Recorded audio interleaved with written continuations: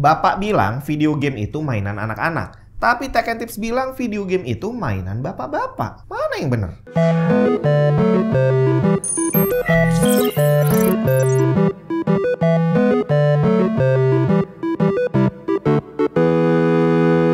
Video game dibuat untuk siapa? Sebenarnya ini adalah pertanyaan yang sangat gampang dijawab karena hampir sama seperti media entertainment lain, film, musik, dan sejenisnya, semua dibuat untuk kelompok usia tertentu. Film ada film anak-anak, ada film dewasa. Musik juga sama, ada musik untuk anak-anak dan musik untuk orang dewasa. Video game juga kurang lebih seperti itu. Yang jadi permasalahan adalah di Indonesia, sebagian besar orangnya entah nggak tahu atau nggak mau tahu bahwa sebenarnya setiap hal itu dikelompokkan untuk usia tertentu. Di sini semua musik dianggap sama, sampai akhirnya banyak sekali kita temui anak kecil yang menyanyikan lagu yang jelas-jelas liriknya adalah lirik yang tidak pantas dinyanyikan anak kecil.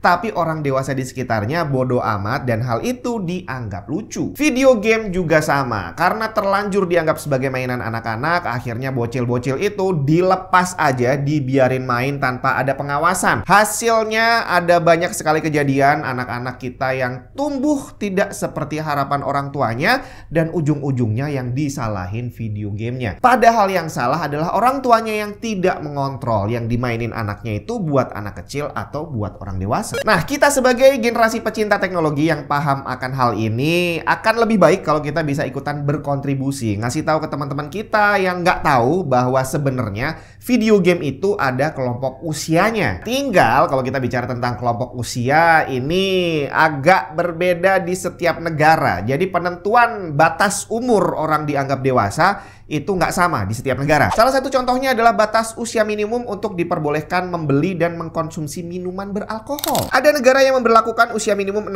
tahun, 18 tahun, 20 tahun, dan ada juga yang 21 tahun. Bahkan ada negara yang benar-benar melarang minuman beralkohol, haram. Artinya setiap negara bukan hanya punya kriteria berbeda tentang batas kedewasaan, tapi juga punya kriteria berbeda tentang apa yang boleh dan apa yang nggak boleh dijalankan di negara mereka. Nah, untuk masalah video game ternyata ada beberapa negara yang udah punya sistem rating sendiri. Di sini kita akan bahas beberapa aja karena ada cukup banyak. Dan kira-kira Indonesia punya atau enggak ya? Kita mulai dari yang paling populer, ESRB, Entertainment Software Rating Board, yang berasal dari North America. Secara umum terbagi menjadi 5 kategori. E, everyone, yang berarti cocok dimainkan oleh siapapun termasuk anak kecil. E10 plus untuk usia minimum 10 tahun. Teen untuk usia minimum 13 tahun. M17 plus untuk usia 17 tahun. Dan Adults Only 18 plus untuk orang dewasa dengan usia minimum 18 tahun. Di websitenya dijelaskan lebih detail lagi tentang faktor apa aja yang menjadi pertimbangan dari adanya konten tentang alkohol, darah, drugs, judi, kekerasan, konten seksual, dan banyak kategori lainnya.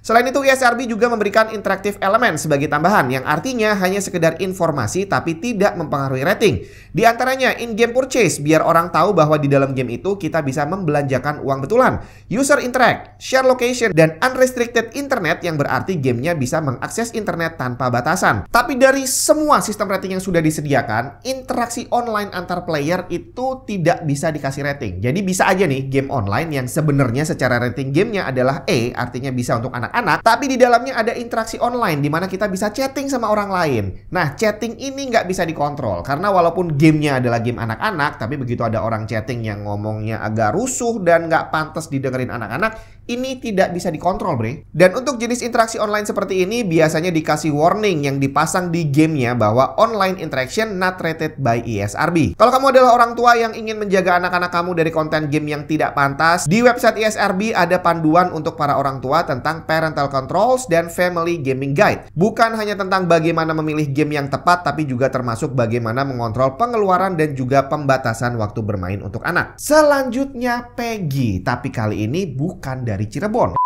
Hari gini 4K doang udah nggak cukup. Asus ROG Strix HG27 UCS, monitor canggih yang bukan hanya 4K tapi juga 160Hz refresh rate serta Face IPS panel yang menghasilkan 1 millisecond gray to gray response time dengan extreme low motion blur, 130% sRGB yang support HDR dengan maximum brightness hingga 450 nits, dilengkapi koneksi USB-C yang support DisplayPort dan juga power delivery. Selengkapnya cek link di bawah.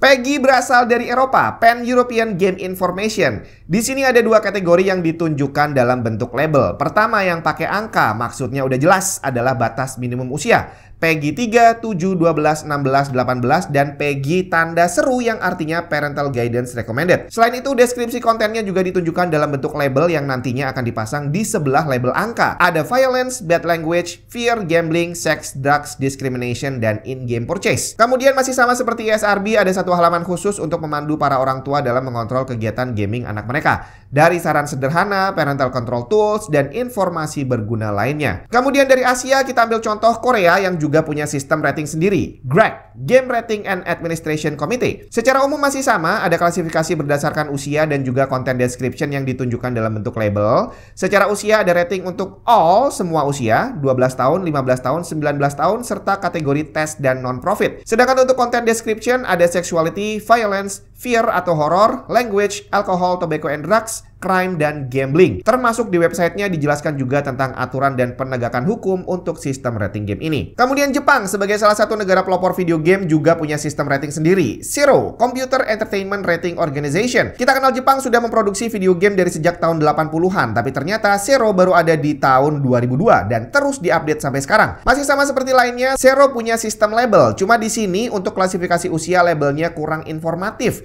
Cuma ditulis kategori Zero A, B, C, D, dan Z. Tanpa baca keterangannya kita nggak bisa langsung tahu batasan usianya. Di mana A itu untuk semua umur, B minimal 12 tahun, C minimal 15 tahun, D minimal 17 tahun, dan Z minimal 18 tahun. Sedangkan konten description-nya kurang lebih sama seperti yang lain. Itu tadi beberapa. Masih ada negara lain yang punya sistem rating, seperti Jerman dengan USK, Brazil dengan Classian, dan Australia dengan Australian Government Classification Board. Tapi game itu dirilis bukan hanya di satu negara, melainkan di seluruh dunia, di semua negara. Nah, kalau tiap negara ini tadi punya klasifikasi yang berbeda-beda, bakal ribet nih. Saya bikin game, terus pengen daftar ke sana sini, sana sini, sana sini. Ternyata tiap negara akan punya ketentuan yang berbeda, dan saya sebagai developer game tentu saja akan kesulitan untuk menyesuaikan di masing-masing negara tadi. Akhirnya, untuk mempermudah pendaftaran tadi, dibuatlah satu organisasi global yang bernama IARC, International Age Rating Coalition.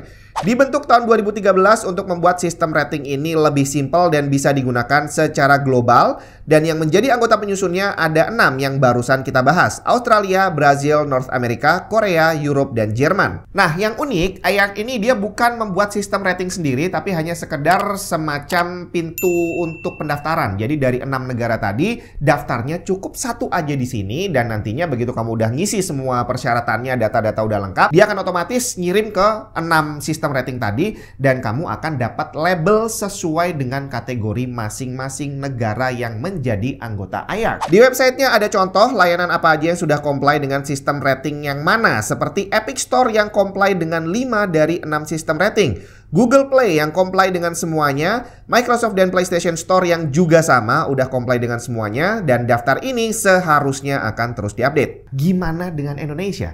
Apakah Indonesia punya sistem rating game seperti ini? Tentu saja punya, dan cukup simpel. Cuma 2 kelasnya, Bre, halal dan haram.